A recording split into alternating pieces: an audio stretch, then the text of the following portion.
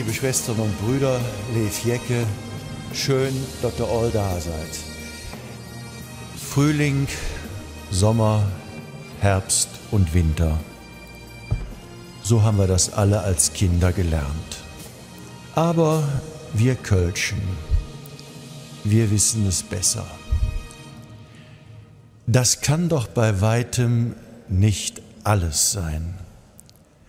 Da muss es doch noch was anderes geben, etwas, was darüber hinausgeht, eine andere Zeitrechnung, die für viele von uns vielleicht sogar die entscheidende oder zumindest eine ganz wichtige in ihrem Leben ist, die des Karneval. Eimer Prinzessin, in Kölle am Ring, in nem Dreie stehen, voll Sonne schien.